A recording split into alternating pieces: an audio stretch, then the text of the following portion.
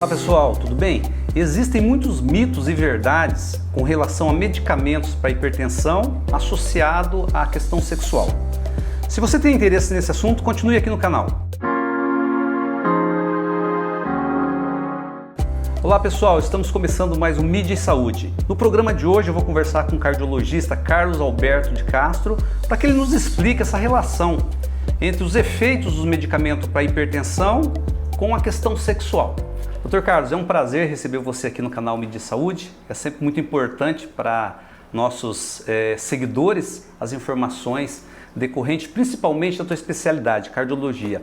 E hoje, doutor, eu queria que você explicasse, porque existem muitas informações desencontradas a respeito do medicamento para pressão interferindo na questão sexual. Existe alguma verdade nisso? É mito? É converseiro? O que você tem a nos dizer sobre isso? Bom dia, Oderi. Bom dia aos ouvintes. Essa questão sexual é bastante complexa. Antigamente, os medicamentos existentes para o controle da hipertensão realmente provocavam alguma dificuldade para os homens, né? O mecanismo de disfunção sexual humana é bastante complexo, são interações físicas e biológicas, então os medicamentos interferiam muito. Com o avanço da indústria farmacêutica, novas drogas foram desenvolvidas e essas drogas não têm tanta interferência no mecanismo de potência sexual. Mas isso aí realmente levou uma cultura de se achar que o medicamento é o principal responsável hoje em dia. O mecanismo de ereção ele é complexo, ele depende de uma série de fatores, tá? Inclusive a questão de fluxo de sangue no órgão. A pessoa de mais idade já tem algum grau de dificuldade. Então, as pessoas que têm mais dificuldade sexual são aqueles que cuidam menos da saúde. Porque além do efeito do medicamento que possa interferir em algum grau na potência sexual daquele homem, ele não se cuida tão bem, ele fuma, ele está acima do peso, ele é hipertenso, ele é sedentário, ele é diabético, ele é estressado e tudo isso no somatório acaba levando a uma disfunção sexual mais importante. Então não é só o remédio que vai levar a uma dificuldade sexual para o indivíduo. É somatório de coisas. Um conjunto. Ele já chegou naquele ponto de disfunção sexual porque a vida dele não é tão regrada. Todo mundo sabe que o cigarro faz mal. No maço do cigarro tem a fotografia, está escrito. Cigarro provoca câncer, provoca lesão vascular com amputações, provoca derrame, provoca infarto, provoca impotência. E a pessoa fuma dos 15, 16 anos até os 50. Se você somar um maço de cigarro por dia nesse período todo, a pessoa chega aos 50 anos, fumou mais de 200 mil cigarros. E aí as dificuldades que ele tem é toda por culpa do remédio, mas hoje em dia já não é mais assim. Os remédios de 30 anos atrás realmente provocavam disfunção erétil nos homens. Mas hoje os medicamentos melhoraram muito, o mecanismo de ação é muito mais direcionado. A qualidade de vida que a pessoa leva é que acaba sendo um ponto mais importante do que o próprio medicamento em si. Doutor, então quer dizer que os medicamentos antigos, independente do comportamento da pessoa, ele tinha uma substância que realmente afetava diretamente a questão sexual? Exato. Os medicamentos mais antigos realmente tinham uma propensão à disfunção sexual. Essas drogas mais modernas, na própria bula consta que o grau de disfunção sexual que ele pode provocar é muito discreto, uma porcentagem muito pequena de pessoas que usam. Só que os homens continuam tendo disfunção, porque eles continuam levando uma vida muito irregular. Então não é o medicamento, é o somatório de coisas irregulares que levam à disfunção. Doutor, mas será que não tem também a questão psicológica, essa imagem do passado trazer? Porque a gente ouve muito homens comentarem vou ter que tomar medicamento de pressão e já tenho medo da questão sexual. Será que essa imagem não ficou muito gravada dos medicamentos antigos e a pessoa não conseguiu se desencilhar e por não ter uma informação precisa, ela acaba sendo afetada, né? Claro, é a questão emocional, mas será que também não tem um peso isso, a questão da desinformação, dela saber que os medicamentos modernos já não têm aquela substância dos antigos? Ah, sim, com certeza, porque isso aí acontecia numa porcentagem de casos. Então, para o mundo masculino, os medicamentos para hipertensão levam à disfunção sexual. E existe o medo. Sempre que você comenta que você vai iniciar o tratamento de hipertensão para um paciente, ele fica preocupado com a questão sexual. Só que você esclarece, os medicamentos novos não levam a esse tipo de problema como era antigamente. Mas no conceito popular ainda existe essa ideia de que remédio para pressão irá fatalmente provocar disfunção sexual. Isso não é verdade hoje. Agora, com o avanço, né, doutor, da medicina e das demais áreas, né, das diversas áreas da medicina, o ser humano vai ganhando, né? Porque hoje, além das substâncias diferentes que contribuem para não ter esse problema sexual, tem os outros medicamentos, né, que ajudam a potencializar a sexualidade, ao contrário do passado, que a pessoa às vezes tomava um medicamento para pressão que interferia na questão sexual, mas não tinha essas drogas que ajudavam a potencializar a sexualidade, né? Aproveitando, doutor, esse assunto, a gente percebe com muita clareza, com muita facilidade, pessoas das mais diversas idades recorrendo a esses medicamentos aí para potencializar a sexualidade, jovens, adultos, sem uma prescrição médica. Tomam de uma forma indiscriminada, só pensando no prazer momentâneo. Qual que é a tua análise desse comportamento? Nos últimos, vamos dizer, 20 anos, essas novas drogas melhoraram muito a potência sexual dos homens que tinham dificuldade. E o uso acabou realmente generalizando. Tem muita gente que não precisa do uso de medicamentos para melhorar a potência sexual, mas ele utiliza como uma forma de confiança, de poder ter uma maior atividade sexual, inclusive pessoas mais jovens, como você citou. As drogas são bastante seguras. O grande diferencial do uso desses medicamentos é a pessoa que já tem doença cardíaca. Você pega uma pessoa que tem já algum grau de doença cardíaca, onde ele tem uma disfunção ventricular. Disfunção ventricular é quando o coração não consegue bombear adequadamente o sangue. Essa pessoa tem contraindicação para atividades físicas, em maior ou menor grau. Quanto maior o grau de disfunção, mais limitada é a pessoa. E a pessoa que tem disfunção ventricular, ele pode fazer atividade física de acordo com a capacidade cardiológica dele. Se ele faz exercícios além daquela capacidade, ele pode ser surpreendido por complicações, inclusive mesmo a morte na prática do exercício, que acontece com bastante frequência. Por quê? Ele foi além da capacidade biológica do coração dele. O indivíduo que tem doença cardíaca controlada, ele não tem disfunção ventricular, ele tem doença cardíaca, mas controlada, sem disfunção ventricular importante. Esses medicamentos não farão grandes diferenças no uso, dependendo da intensidade da própria relação sexual.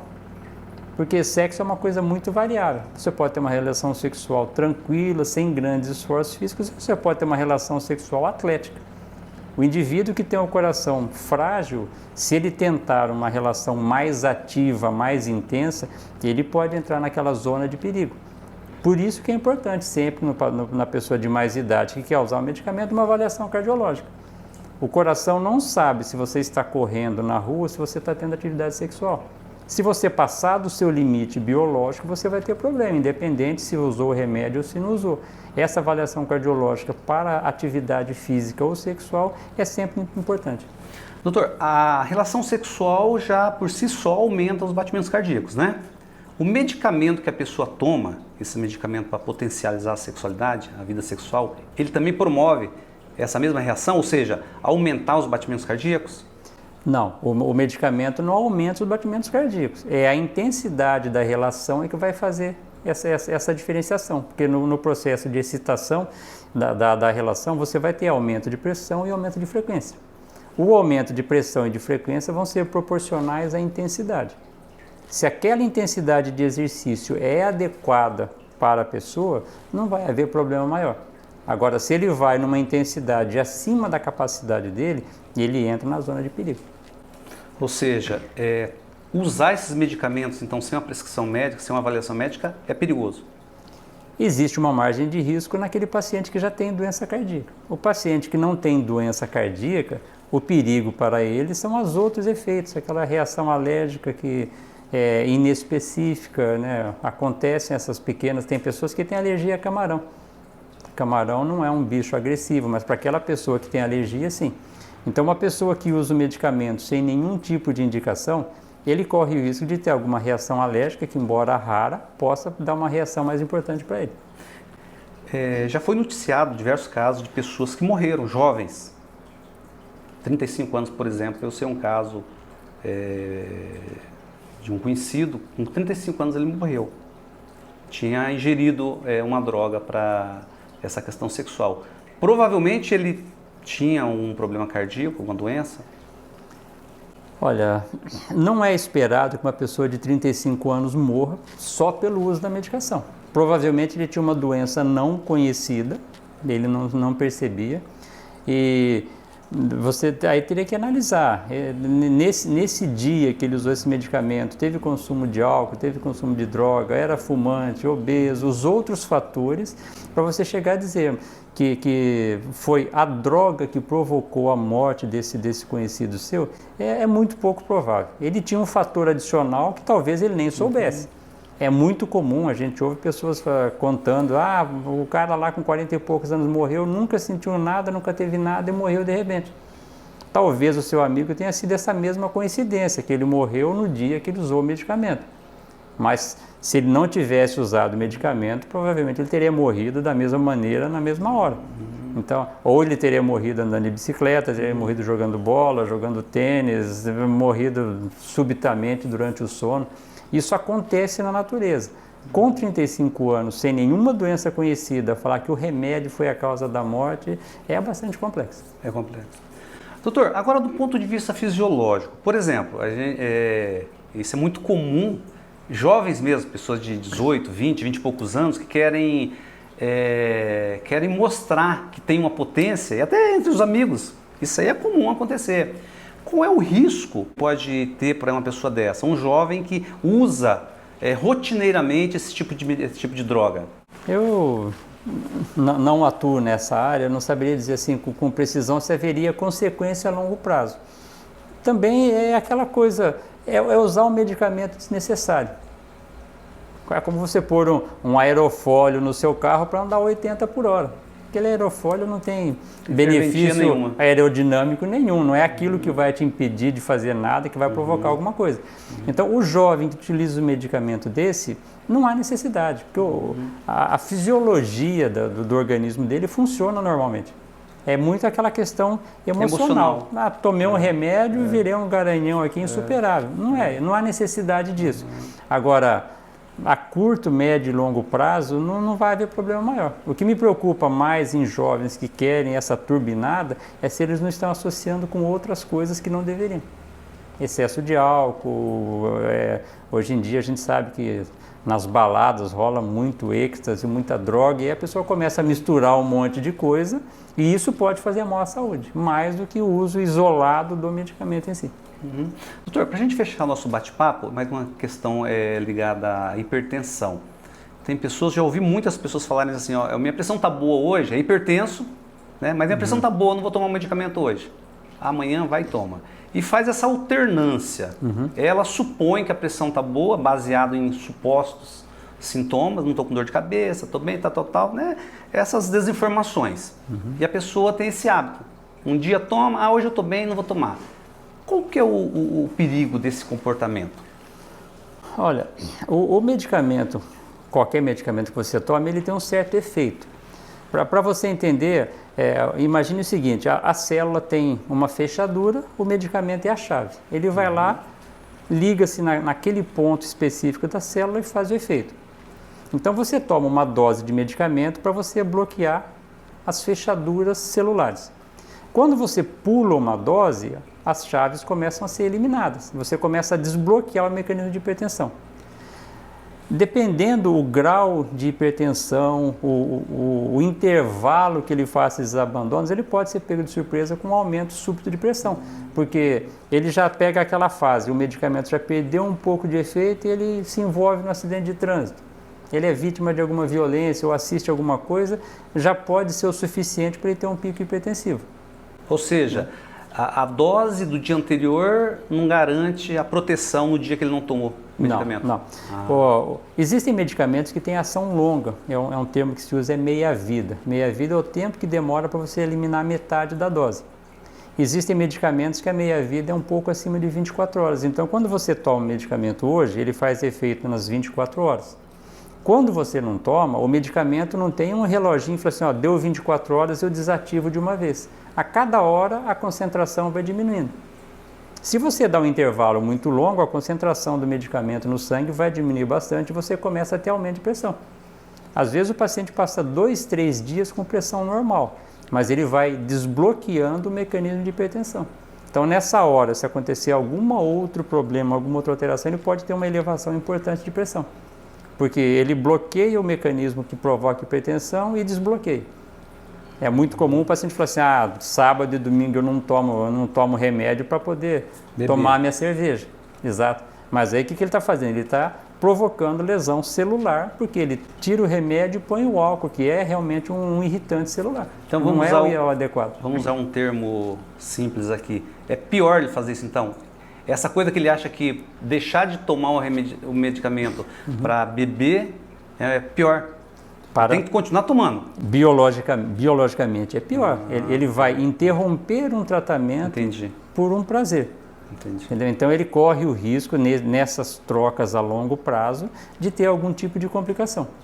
E infelizmente isso é muito comum. E mesmo remédios que não sofrem interferência do álcool, o paciente ele não toma porque ele quer beber. Seria o equivalente, você está na estrada com cinto de segurança, aí em um determinado momento você fala assim, não, nos próximos 20 km eu vou andar sem cinto, e solta o cinto. 20 km não vai acontecer nada, mas se nesses 20 km você bater o carro, você está desprotegido. E é isso que as pessoas têm dificuldade. Ele acha que no final de semana vale tudo. E se ele se cuida de segunda a sexta e não se cuida no final de semana, ele aumenta o grau de risco dele. A longo prazo, ele vai passar mais tempo no grupo de risco. Porque se eu ando 20 km em 2.000 km sem o cinto, é uma coisa. Mas se a cada 100 km eu ando 20 sem cinto, nesses 2.000 km eu passei 200 km sem cinto de segurança. Então tá bom, doutor. Obrigado mais uma vez pela entrevista aí, tá? Estou sempre à disposição e espero que a gente possa desenvolver novos temas para que as pessoas se beneficiem, né, dessas informações. Perfeito. Eu estarei sempre à disposição para colaborar com as pessoas aí nas informações que a gente puder repassar para eles. Tá bom, doutor. Um grande abraço, mais uma vez, obrigado. Viu? Igualmente.